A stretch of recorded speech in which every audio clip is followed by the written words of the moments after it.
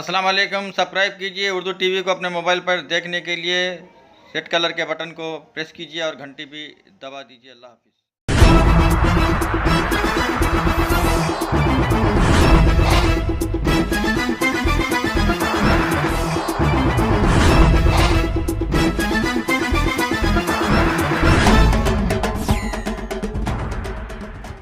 السلام علیکم ورحمۃ اللہ وبرکاتہ. ناظرین، آپ دیکھ رہے ہیں Urdu T V news channel میں. ہم آپ کے سامنے سینئر جرنلسٹ رفیق نوری.